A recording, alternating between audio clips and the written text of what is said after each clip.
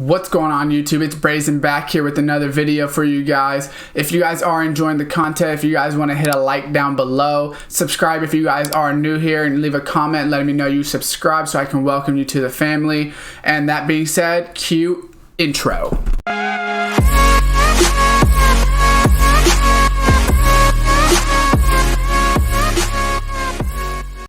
What's going on YouTube, and welcome back to another Need for Speed Heat video for you guys. Here today we're going to be going over, I believe it's called the Clean Avalanche long jump. It's a pretty tough one even with some of my fastest cars because of the fact it's on the dirt road, and for whatever reason it just always gives you issues. You need to make it 197 feet or yards, whatever it is, and usually I'll go about 196. I'll go very close to it with some of my better cars, but with the Land Rover, the Range Rover Sport SVR 15, or it's 2015 the year, for whatever reason with this build you fly by it. It's super easy, super good way to do it. So I'm going to show you guys what I'm doing. Engine wise, I am using the 988 horsepower 6.5 LV12. So it's the 730 I think is where it starts. So it's the 6.5 V12, but it's 988 horsepower because I boosted it, but it's 730 I believe is horsepower on it, and the 6.5 like I said.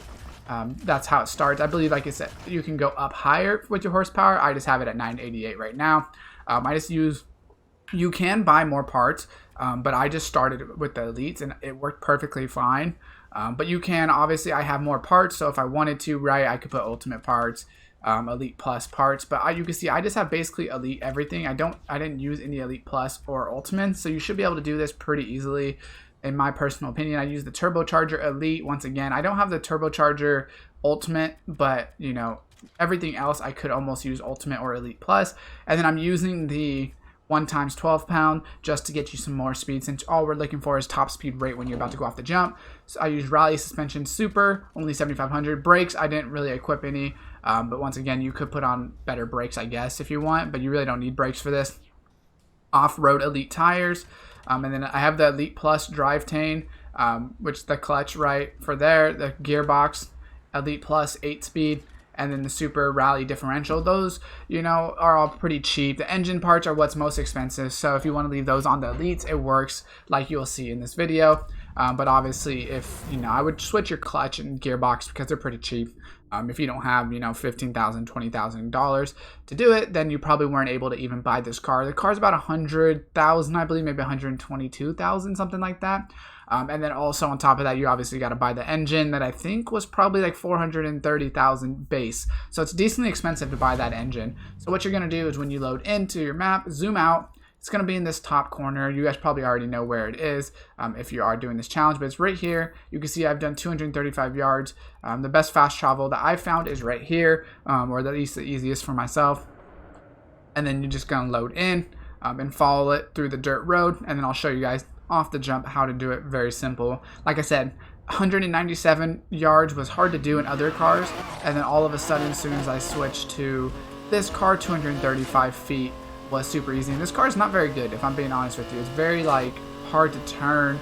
It's not very fast on the road. I mean, it is faster when you get obviously off road, but it's just for whatever reason this car works way better. I couldn't tell you why, but it just does. So basically, just you can take the shortcut if you want.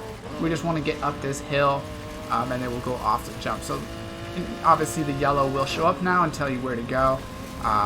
You know, like I said, you're not going to go very fast. There's cars that definitely can go a lot faster. I even have other off-road cars that I personally used to actually win all the off-road races that it didn't work at either. So for whatever reason, this just works better. It's just the way it is. So basically, you want to get on this top side right here if you're looking. You're going to want to get on, or is it the top side or the bottom? Actually, I think it's the top side right here. I don't know what I'm looking at. That's this top side. You want to go past this crane. There it is. And you just basically want to go past this crane. So stay a little bit on this top side. When you start getting close, obviously pop the nitrous. You can see the ramp's right in front of us.